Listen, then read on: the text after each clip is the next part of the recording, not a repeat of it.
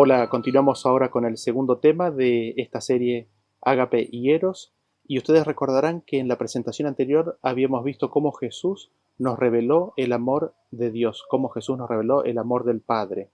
Y seguramente recordarán que habíamos visto cómo fue la revelación de ese amor, cómo fue la revelación del reino de Dios, lo que eh, nos pone a cada uno de nosotros ante una encrucijada, tomando conciencia de un amor tan desinteresado, de un amor tan espontáneo, tan ilimitado.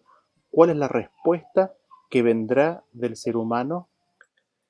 Me gustaría en ese sentido explorar un poco a Pablo y su experiencia y sus enseñanzas.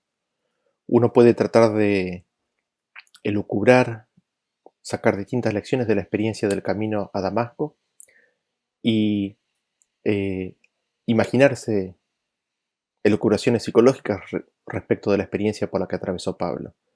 Sin embargo, los hechos más simples atestiguan respecto del cambio que se operó en Pablo sin necesidad de ninguna especulación. Todo se puede resumir en lo siguiente. El perseguidor se transformó en discípulo y apóstol. Esto mismo constituía para Pablo una fuente de asombro. ¿Cómo es posible que él, de todos los hombres, quien había hecho todo lo que estaba en su poder para destruir a la iglesia cristiana, venga a ser llamado al apostolado? Si fuera una cuestión de merecimiento o de valor, él, más que nadie, era el último en merecerlo. Él mismo dice en 1 Corintios capítulo 5, el versículo 9, no soy digno de ser llamado apóstol, porque perseguí a la iglesia de Dios. Y sin embargo, ese llamado ocurrió. Cristo mismo se le reveló y describe en 1 Corintios 15, el versículo anterior, el 8, que se le reveló a él último de todos, como un abortivo. Y así le fue dada al apóstol gracia y apostolado. Y todo esto es evidencia de qué. Esta experiencia es evidencia de que le fue revelado el camino de Dios, es decir, el ágape de Dios, Cristo Jesús. Le fue revelado el carácter totalmente desinteresado del amor de Dios. Porque, ¿qué otra cosa podría mostrar el amor totalmente desinteresado, altruista, benefactor y bondadoso que el llamamiento al apostolado de quien era su más acérrimo perseguidor? Tomando conciencia de eso, ocurre una revolución en la mente de Pablo respecto de la comunión con Dios. Anteriormente, él conocía una sola manera, el camino del hombre a Dios por medio de la estricta observancia de la ley y por medio de una vida justa. Él estaba en ese camino cuando salió para Damasco. Pero, ¿a dónde lo estaba llevando ese camino? Lo estaba llevando al pecado más grande de su vida, a la persecución de la iglesia de Dios. En lugar de llevarlo a Dios, lo estaba alejando de Dios lo más posible. Evidentemente entonces no hay un camino del hombre hacia Dios. El camino de la ley nos aparta de Dios. Y esto constituye una completa inversión de los valores en la escala fariseica. La justicia humana por medio de la justicia, que es por la ley, es pecado en esteroides. Es un pecado al máximo pecado. Lo único que la ley puede hacer, nos dice Pablo, en Romanos 5:20 es que el pecado abundase. En Romanos 4:15 produce ira. Y en Romanos 3:19 de que toda boca se cierre y todo el mundo quede bajo el juicio de Dios. Habiendo entonces Pablo visto que el haber seguido el camino de la justicia que es por la ley hasta el final, y habiendo visto que dicha justicia tan solo lo aleja de Dios, Pablo ya no podía mantenerse en ese sistema. Y sobre esto Pablo habla en Filipenses del capítulo 3, a partir del versículo 4, nos dice, aunque yo también tengo de qué confiar en la carne. Si alguno piensa que tiene de qué confiar en la carne, yo más, circuncidado al 8º día, del linaje de Israel, de la tribu de Benjamín, hebreo de hebreos, en cuanto a la ley, fariseo, en cuanto a celo, perseguidor de la iglesia, en cuanto a la justicia que es en la ley, irreprensible. Notemos dos cosas aquí en estos versículos de Pablo. En primer lugar, cómo la justicia de la ley es manifestada en persecución de la iglesia. Fue la búsqueda de la justicia que es por la ley la que lo llevó a la persecución de la iglesia, y cuando él pensaba que estaba haciendo la voluntad de Dios, era en realidad cuando estaba cometiendo sus pecados más terribles. Su conversión entonces no es una conversión usual. Supuestamente él ya estaba convertido y caminaba en el camino de justicia. Sin embargo, vemos que él es convertido o apartado de su justicia por la ley. Lo segundo a notar es que por esta misma razón, la justicia que es por la ley, todo eso que constituía la cumbre del orgullo de Israel, es ahora considerado por Pablo como perteneciente a la carne. Todo esto produjo la revelación del reino de los cielos. Todo esto produjo la revelación de Cristo. Y Pablo continúa así en el versículo 7. Pero cuantas cosas eran para mí ganancia, las he estimado como pérdida por amor de Cristo. Y ciertamente aún estimo todas las cosas como pérdida por la excelencia del conocimiento de Cristo Jesús, mi Señor, por amor del cual lo he perdido todo y lo tengo por basura para ganar a Cristo. Vemos así que Pablo tenía todas las ventajas y bendiciones espirituales de Israel y del fariseísmo. Sin embargo, estas mismas lo habían apartado de Dios. Y él se desprende de ellas, las da por pérdida, con tal de ganar a Cristo. Y en todo esto algo más quisiéramos destacar. Es justamente en el punto en el cual Pablo más lejos se encuentra de Dios, en el punto más opuesto al que le es posible estar, allí, en su más grande pecado, cuando viene la elección y el llamado de Dios. Eso es ágape. Ese es el camino de Dios al hombre. Y así, Pablo toma conciencia de que no hay un camino del hombre hacia Dios. Ni siquiera el arrepentimiento del hombre, su humillación y la observancia de la ley puede ser en práctica el camino a la comunión con Dios. Toma conciencia de que hay un solo camino, el camino de Dios al hombre, y toma una posición totalmente teocéntrica y entonces nos afirma en Romanos capítulo 3 versículo 22 de que no hay diferencia, por cuanto todos pecaron y están destituidos de la gloria de Dios. No hay nadie que haga lo bueno, todos pecaron, y en esta rebeldía no hay camino del hombre a Dios.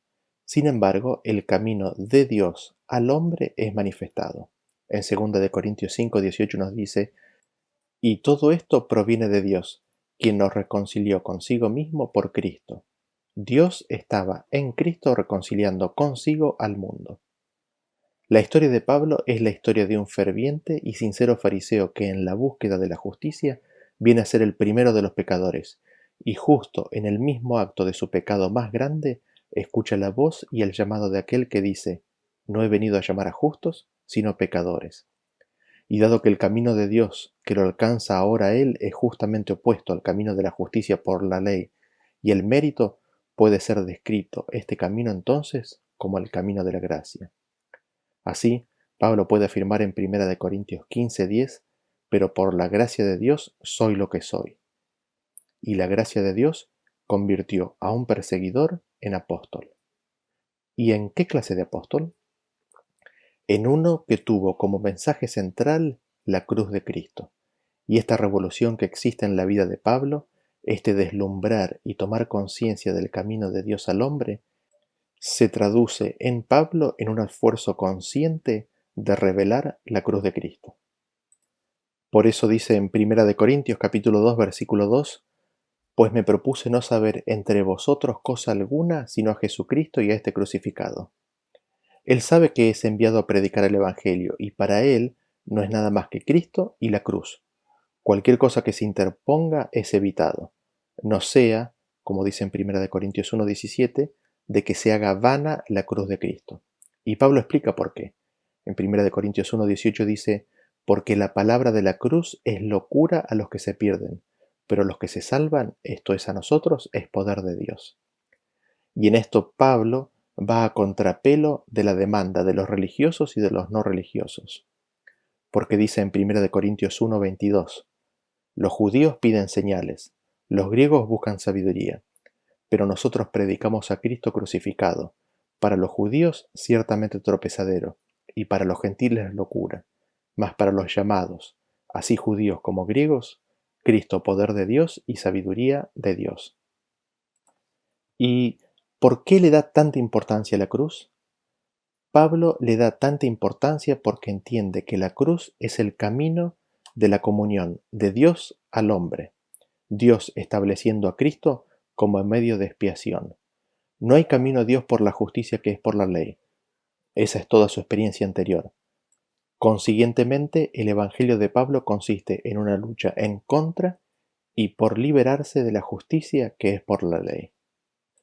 Ahora, Pablo tiene como tema central el amor. De hecho, en 2 Corintios 13:11, Dios es descrito como el Dios de ágape o Dios de amor. Y en 1 de Tesalonicenses 4:9 nos habla de que los cristianos han de manifestar el ágape, así como han sido enseñados por Dios. Ahora, la cruz de Cristo y el ágape de Dios no son dos temas centrales en la vida de Pablo, sino que constituyen y son vistos por él como uno solo. Es imposible pensar en uno sin hacer referencia al otro. Sin la cruz de Cristo, jamás podríamos haber conocido el amor de Dios y su profundo significado. Y sin el ágape de Dios, el camino de Cristo no lo hubiese llevado a la cruz. Veamos el siguiente versículo para poder ver con claridad el ágape de la cruz. En Romanos capítulo 5, el versículo 6 nos dice: porque Cristo, cuando aún éramos débiles, a su tiempo murió por los impíos. Ciertamente apenas morirá alguno por un justo, con todo, pudiera ser que alguno osara morir por el bueno. Mas Dios muestra su amor, ágape, para con nosotros, en que siendo aún pecadores, Cristo murió por nosotros. Pues mucho más, estando ya justificados en su sangre, por él seremos salvos de la ira. Porque si siendo enemigos fuimos reconciliados con Dios por la muerte de su Hijo, mucho más estando reconciliados seremos salvos por su vida. Quisiéramos entonces destacar 4 cosas de estos versículos. En primer lugar, si se nos pregunta qué es el ágape, allí en esos versículos se nos señala la cruz. Aquí, algo que no estaba descrito en los evangelios explícitamente, vemos cómo Pablo hace la conexión directa. La cruz es la manifestación más sublime y grande del amor ágape de Dios. Es decir, la vida vivida por Jesús hasta el Calvario, hasta la cruz, es la manifestación más grande del amor ágape de Dios. No existe ni existirá manifestación mayor. Esto también lo afirma Juan cuando dice en 1 de Juan 3:16, en esto hemos conocido el amor, en que Él puso su vida por nosotros. Si no fuera por la cruz de Cristo, no conoceríamos el amor ágape de Dios. Hubiésemos conocido del amor, pero no en su manifestación más sublime y gloriosa. ¿Y qué es lo que nos dice la cruz? De que es un amor que se autosacrifica, se da a sí mismo a lo sumo, sin consideración o prejuicio alguno respecto de la condición del objeto de ese amor. En segundo lugar, lo que notamos de estos versículos es de que el ágape revelado en la cruz de Cristo no es de ninguna manera independiente de Dios. De hecho, Dios es el sujeto de este ágape. Es Dios el que demuestra su amor para con nosotros en el acto de Cristo muriendo en la cruz. La obra de Cristo es la obra misma de Dios. El ágape de Cristo es el ágape de Dios. A partir de ahora, entonces, no podemos hablar del amor de Dios sin hablar de la cruz de Cristo, así como tampoco podemos hablar del amor de Cristo demostrado en su muerte sin dejar de ver en ella el propio amor de Dios. Los dos son uno. Por eso, ágape es, de acuerdo a Romanos 8:39, el amor de Dios en Cristo Jesús Señor nuestro. También vemos esto en 2 Corintios 5:19, que dice que Dios estaba en Cristo reconciliando consigo al mundo. Y confirma diciendo, en el versículo anterior, y todo esto proviene de Dios. No somos nosotros los que desarrollamos un camino hacia Dios, sino que Dios abre un camino hacia nosotros. En ese sentido, la expiación no significa que nosotros ahora nos reconciliamos con Él por medio de la cruz de Cristo, sino que Dios en Cristo nos reconcilia a sí mismo. Y es en ese único sentido en el cual Pablo sigue diciendo en 2 Corintios 5:21, reconciliaos con Dios. Lo tercero que quisiéramos destacar del versículo este que hemos leído es de que en ningún otro lugar queda tan claramente manifestado lo absolutamente espontáneo y desinteresado el ágape de Dios como es en la cruz de Cristo. Porque, recién lo leímos, dice el versículo 7, Ciertamente apenas morirá alguno por un justo. Con todo, pudiera ser que alguno osara morir por el bueno. Dar la vida por alguien bueno es algo que apenas alguno hace, no es natural. Pero, ¿por quiénes dio la vida a Cristo? No por los justos, sino por los pecadores. Pablo enfatiza esto 3 veces en este versículo que venimos analizando, afirmando que Cristo ha muerto por los débiles, por los impíos, por los pecadores y por los enemigos. Y en cuarto y último lugar, notamos en estos versículos que hemos leído que Cristo murió por los débiles, por los pecadores y los enemigos. Pero Pablo aún quiere manifestar más grandemente la naturaleza espontánea y desinteresada al afirmar que Cristo inclusive ha muerto por los impíos. Y es justamente en ese punto donde Pablo destaca más grandemente esta naturaleza del amor ágape. Literalmente, Cristo excedió o sobrepasó ese amor muriendo por aquellos que no tienen Dios, por aquellos que son de otras religiones, por aquellos que dedican su vida a otros dioses. Así, describiendo el ágape de la cruz, vemos la concepción más sublime del amor de Dios jamás dada. El ágape de Dios se manifiesta en que dio a su Hijo por nosotros, para que su amor nos encuentre, no como una idea o concepto vagamente expresado, sino como la más poderosa de todas las realidades manifestada en la vida de Cristo, un amor autosacrificado, un ágape que se vacía de sí mismo por aún los más perdidos e indignos. Ahora, lo interesante de todo esto es que aquí no se acaba la presentación que Pablo hace sobre la cruz. Vean ustedes lo que dice en Efesios capítulo 5, el versículo 2. Él dice, y andad en amor como también Cristo nos amó y se entregó a sí mismo, por nosotros, ofrenda y sacrificio a Dios en olor fragante. Lo primero que notamos es que cómo se conecta el amor con la entrega que Cristo hace de sí mismo. Pero por sobre todas las cosas, el establecimiento de su entrega en la cruz como un sacrificio, como una ofrenda a Dios. Esto es revolucionario. Esto, el inmenso amor de Dios revelado en el sacrificio de Cristo, establece el verdadero fundamento de la comunión con Dios. Y permítanme decirlo de vuelta por lo importante que es. Es el amor de Dios manifestado en el sacrificio de Cristo lo que le da significado y demarca la comunión con Dios. Y permítanme ampliar y explicar un poco más este concepto. Cuando hablamos de sacrificio, en general, podemos distinguir distintas etapas. En primer lugar, podemos ver el concepto del sacrificio en el sentido más directo y concreto, en el sacrificio en la ofrenda de un regalo, de algo de valor, en la ofrenda de los pactos, por ejemplo. El hombre ofrece algo de su propiedad en el altar del sacrificio para su Dios. Algunas veces los hombres se sienten constreñidos a ofrecer lo más precioso y querido que tienen a fin de ganarse el favor de Dios. El sacrificio ya no es entonces tanto el sacrificio de algo, sino el sacrificio de uno mismo al desprenderse de algo amado. Sin embargo, gradualmente el hombre toma conciencia de que lo que Dios quiere no son sacrificios ordinarios. Como dice en 1 Samuel 15:22, y Samuel dijo, ¿se complace Jehová tanto en los holocaustos y víctimas como en que se obedezca a las palabras de Jehová? Ciertamente el obedecer es mejor que los sacrificios y el prestar atención que la grosura de los carneros. También en Proverbios 21:3 dice, hacer justicia y juicio es a Jehová más agradable que sacrificio. Y aquí nos adentramos en la segunda idea o en el segundo concepto de sacrificio. Los sacrificios que ahora el hombre ofrece son la obediencia, son la justicia, el buen proceder, la misericordia, el amor. Estos son los medios por los cuales se busca ganar el favor de Dios. El sacrificio ha sido espiritualizado y viene a ser más personal. Este era el camino de Pablo antes de su encuentro con el ágape de Dios. Este es el camino del fariseo, sincero y ferviente, la búsqueda de la justicia que es por la ley.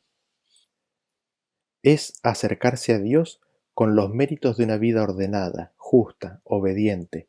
Es encontrar valor, por ejemplo, en el veganismo.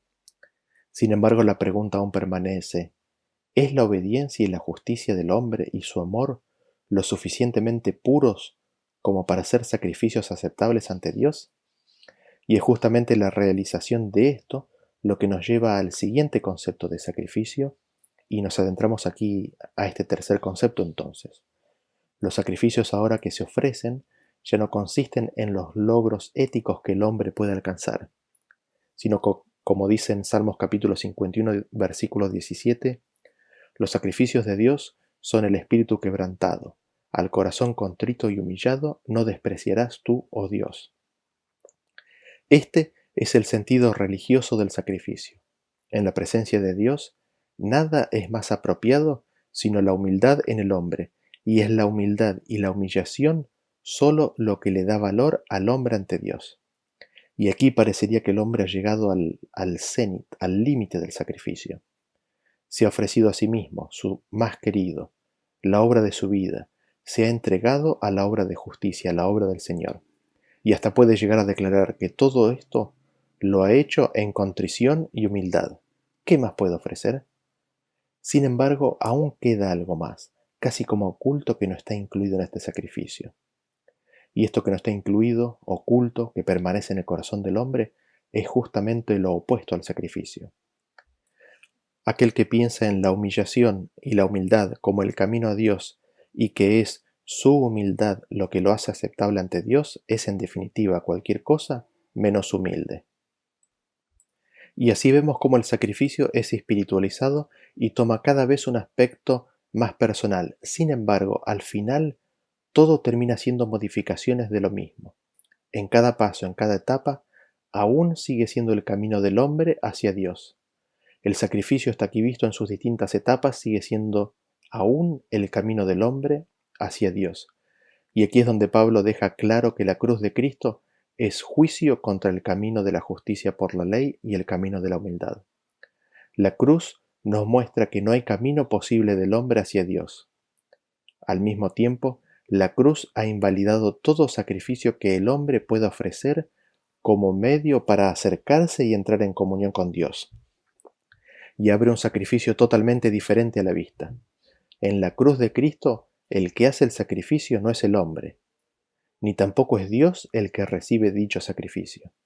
Digámoslo de nuevo. En la cruz de Cristo el sacrificio no lo hace el hombre. En la cruz de Cristo Dios no es el destinatario de ese sacrificio.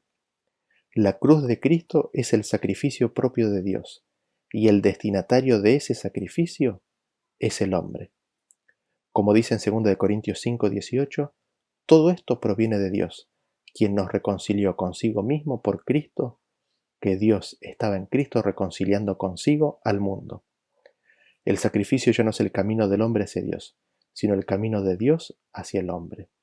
Así vemos cómo el amor de Dios, reflejado en la cruz, establece el camino de la comunión con Dios. Ahora, habiendo afirmado todo lo anterior respecto de la ley, Pablo termina afirmando que es cuando el hombre se hace recipiente del ágape de Dios, recién ahí entonces está guardando la ley. En Romanos 13:10 nos dice que el cumplimiento de la ley es el amor. De hecho, todo el énfasis de Pablo no está en el ágape del hombre para con Dios, en el cumplimiento del primer mandamiento, sino en el segundo mandamiento, dando por sentado el primero. Es decir, el segundo es la manifestación visible de la existencia del primero. Por eso dicen Romanos, ahora en el contexto más amplio, el capítulo 13, versículo 8, no debáis a nadie nada, sino el amaros unos a otros, porque el que ama al prójimo ha cumplido la ley. Porque no adulterarás, no matarás, no hurtarás, no dirás falso testimonio, no codiciarás, y cualquier otro mandamiento en esta sentencia se resume: amarás a tu prójimo como a ti mismo. El amor no hace mal al prójimo, así que el cumplimiento de la ley es el amor. Y vean ustedes cómo se ve en el cumplimiento del segundo mandamiento también la evidencia del cumplimiento del primero, en perfecto acuerdo al modelo divino, porque no hay segundo sin primero, no hay cumplimiento del segundo mandamiento sin comunión con Dios. Leemos así en Gálatas 5:14, porque toda la ley en esta sola palabra se cumple: amarás a tu prójimo como a ti mismo. Y así vemos cómo el ágape termina siendo la fuente, la raíz de la experiencia religiosa. En Gálatas 5:6 nos dice, porque en Cristo Jesús ni la circuncisión vale algo ni la incircuncisión, sino la fe que obra por el amor. Y en 2 Corintios 5:14 nos dice que el amor de Cristo nos constriñe. Y en la vida gobernada por el ágape de Dios viene entonces a ser que el sujeto que actúa en el cristiano ya no es el mismo, sino Dios por medio de Cristo, el Espíritu de Cristo que mora en él. Y así entonces puede afirmar en Gálatas 2:20, con Cristo estoy justamente crucificado y ya no vivo yo, mas vive Cristo en mí. Y lo que ahora vivo en la carne, lo vivo en la fe del Hijo de Dios, el cual me amó y se entregó a sí mismo por mí. Así, Cristo es el verdadero objeto de la vida del cristiano, y ese Espíritu de Cristo es el que nos da su amor ágape, porque dice en Romanos 5, porque el amor de Dios se ha derramado en nuestros corazones por el Espíritu Santo que nos ha dado. Así vemos que los cristianos de sí mismos no tienen nada para dar, sino tan solo aquello que reciben por medio del Espíritu de Cristo morando en ellos, que derrama el ágape de Dios en sus vidas. El amor que muestran al prójimo es tan solo el reflejo de esa comunión con Dios por medio de Cristo. Así, toda la vida del cristiano es únicamente teocéntrica. Ya no vive ni de sí ni para sí.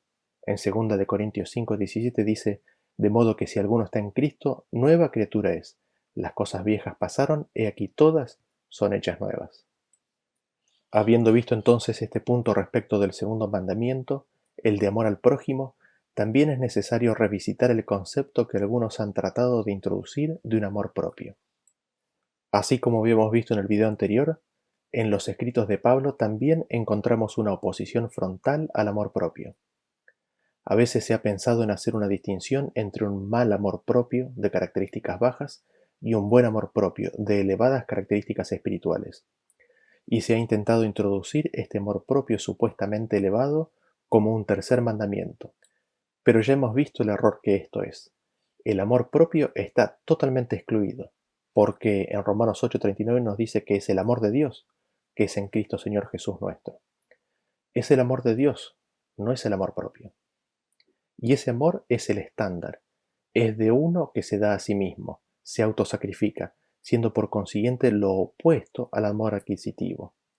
Así, afirma que el amor ágape, en 1 Corintios 13:5, no busca lo suyo. Así, sin quererlo, pero por su propia naturaleza, ágape ya emite su juicio sobre la vida centrada en el ego y sus intereses. Porque cuando el ágape de Dios es derramado en el corazón del creyente, éste ahora tiene un nuevo centro. El centro ha sido transferido del yo a Cristo. El yo está crucificado. Ahora los ojos están puestos en Cristo. Así, cuando somos puestos bajo la soberanía del ágape de Cristo, 2 Corintios 5:15 nos dice, los que viven ya no viven para sí, sino para aquel que murió y resucitó por ellos. Y esta esclavitud al yo, el amor propio, consecuentemente también queda erradicado en la relación con nuestro prójimo, diciendo Romanos 15:1, así que los que somos fuertes debemos soportar las flaquezas de los débiles y no agradarnos a nosotros mismos. Cada uno de nosotros agrade a su prójimo, en lo que es bueno para edificación, porque ni aun Cristo se agradó a sí mismo, antes bien, como está escrito, los vituperios de los que te vituperaban cayeron sobre mí. Y confirmado en Filipenses 2:4, no mirando cada uno por lo suyo propio, sino cada cual también por lo de los otros. Así, Pablo condena toda forma de amor propio, aun de aquel que toma tintes espirituales. Nada es más ajeno que basar el amor al prójimo en un amor espiritual propio, como si el ser tuviera que buscar primero por sus intereses espirituales para después poder amar al prójimo. El amor cristiano tiene que estar listo para sacrificar aún las ventajas y privilegios espirituales si es necesario en el servicio del prójimo. Esto se puede ver en el tema de la vida matrimonial en los escritos de Pablo. Según él, la vida ascética es mejor, el celibato es el ideal. Sin embargo, el cristiano tiene que ceder esto en consideración de su cónyuge. Pablo mismo se manifestaba deseoso de estar cortado de Cristo con tal de que sus hermanos de sangre pudieran ser salvos. En resumen, Todas las cosas son de Dios y Dios no espera ni los logros ni el sacrificio del hombre. Es Dios mismo en su infinito ágape que envía a su propio Hijo, quien se sacrifica a sí mismo, se da a sí mismo por el débil, el enemigo, el servidor de otros dioses. Aquí es donde la justicia que es por la ley daña al hombre, dado que la justicia proviene de Dios, y buscar la justificación por las obras de la ley es caer de la gracia. Pero, cuando por medio de la fe el hombre se abre al camino de Dios hacia él, el ágape de Dios es derramado en su corazón por medio del Espíritu Santo. Y así se establece el fundamento para una nueva vida ágape guiada por el Espíritu, en la cual el sujeto ya no es el hombre, sino Dios por medio del Espíritu de Cristo. El ágape de Dios. Constreñido así por el ágape de Cristo, el cristiano ahora hace la obra de Dios, es decir, tiene los frutos del Espíritu. Y ahí el primer fruto de todos es el amor. Así, el ágape de Dios, el amor de Cristo, tiene la primera y última palabra. El amor divino domina todo, de principio a fin. Y tenemos finalmente el himno del amor, el capítulo 13 de 1 de Corintios, como la expresión sublime del ágape de Dios. Y a pesar de que la fe y la esperanza son puestas al lado del amor, sin embargo al final nos dice que el amor es el mayor de ellos.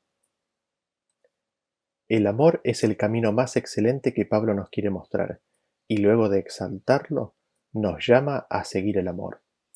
Y aquí, al principio mismo del capítulo 13, Pablo contrasta al ágape con el conocimiento, con el gnosis, presentándolos como dos maneras diferentes de comunión con Dios. Ya en el capítulo 8, introduciéndose, Pablo dice en el versículo 1 de que el conocimiento envanece, pero el amor edifica. Y este conocimiento, o gnosis, vuelve a ser tomado en el capítulo 13, donde se nos afirma que ese gnosis es en parte y de que pasará, mientras que ágape, conjuntamente con la esperanza y la fe, permanecen para siempre. Así, gnosis es egocéntrico, mientras que ágape es teocéntrico. Ágape no busca lo suyo, mientras que gnosis, el conocimiento, envanece. Y así, encontramos en los escritos de Pablo un ensalzamiento del ágape, que permanece para siempre, el camino de Dios hacia el hombre, un camino más excelente, en contra o en oposición a los caminos del hombre, que toman la forma de la justicia que proviene de la ley, por un lado, o que pueden tomar la forma del conocimiento como la búsqueda de llegar a Dios. Estos caminos del hombre hacia Dios, todos esos logros humanos dejarán de ser. Así, hablando del ágape que permanece para siempre, el concepto de ágape y Dios están tan asociados que casi están identificados. Sin embargo, esta identificación es finalmente realizada por el apóstol Juan, quien 2 veces nos confirma que Dios es ágape. Leemos en 1 de Juan 4:8 que dice que el que no ama no ha conocido a Dios porque Dios es amor. La primera vez, y en el 16 dice, y nosotros hemos conocido y creído el amor que Dios tiene para con nosotros. Dios es amor, y el que permanece en amor permanece en Dios y Dios en él. Así, el amor ágape tiene su origen en Dios, porque encontramos en 1 Juan 4:10 de que en esto consiste el amor, no en que nosotros hayamos amado a Dios, sino en que Él nos amó a nosotros y envió a su Hijo en propiciación por nuestros pecados. Y ese amor recibido necesariamente es extendido. Y lo leemos en 1 Juan 4:19. Nosotros le amamos a Él porque Él nos amó primero. Es solo en la cruz donde conocemos realmente el significado del amor de Dios. Porque dice en 1 Juan 3:16, en esto hemos conocido el amor, en que Él puso su vida por nosotros. También nosotros debemos poner nuestras vidas por los hermanos. La revelación del amor de Dios consiste en que Dios envió a su Hijo unigénito, y lo dio para que sea de propiciación por los pecados del mundo. En 1 de Juan 4:9 dice, en esto se mostró el amor de Dios para con nosotros, en que Dios envió a su Hijo unigénito al mundo para que vivamos por él. En esto consiste el amor, no en que nosotros hayamos amado a Dios, sino en que Él nos amó a nosotros y envió a su Hijo en propiciación por nuestros pecados. Y tenemos Juan 3:16, porque de tal manera amó Dios al mundo, que ha dado a su Hijo unigénito, para que todo aquel que en Él cree no se pierda, mas tenga vida eterna. Y ese amor que da a su Hijo cuando es recibido y tomado en la vida es lo que nos hace hijos de Dios. Por eso en 1 Juan 3:1 dice: mirad cuál amor nos ha dado el Padre para que seamos llamados hijos de Dios. Por esto el mundo no nos conoce, porque no le conoció a Él. Y el amor mostrado por Jesús a sus discípulos es el modelo a seguir por los discípulos para con los demás. Y es justamente ese amor la prueba de que son sus discípulos. Juan 13:34 nos dice: un mandamiento nuevo os doy, que os améis unos a otros como yo os he amado, que también os améis unos a otros. En esto conocerán todos que sois mis discípulos, si tuvierais amor los unos con los otros. Amor a Dios es esencialmente estar poseído por Dios, bajo su absoluto señorío, y se manifiesta en obediencia a su voluntad, en guardar su palabra y sus mandamientos. Así, el mandamiento doble del amor ocupa un lugar central.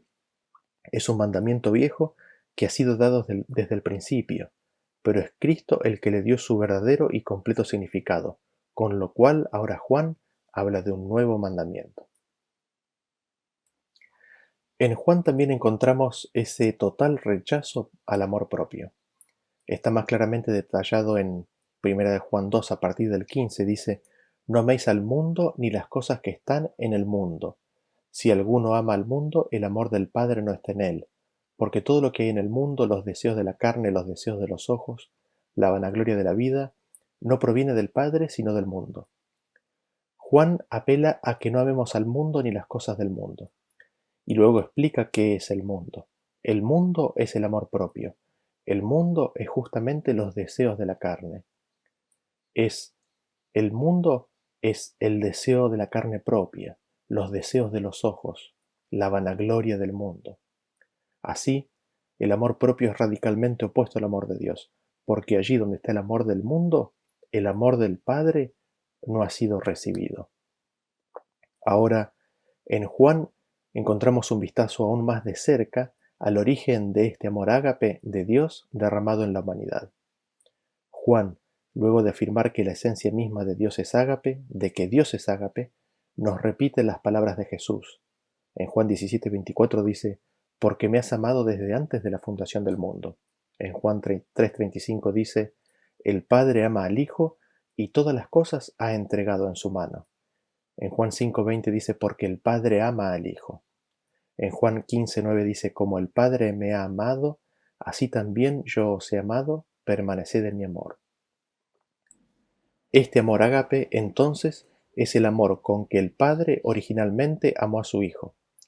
Y lo maravilloso de todo esto, y aquí nuevamente se revela quizás en una de sus formas más gloriosas y claras su carácter espontáneo, ilimitado y desinteresado, es de que ese amor propio de una relación sagrada entre el Padre y el Hijo es derramada a su creación rebelde, enemistada y malvada. Así, el amor del Padre hacia el Hijo, el amado, viene a ser el prototipo, el modelo que manifiesta la realidad del amor con el que Dios nos ama. Que Dios los bendiga y hasta el próximo tema.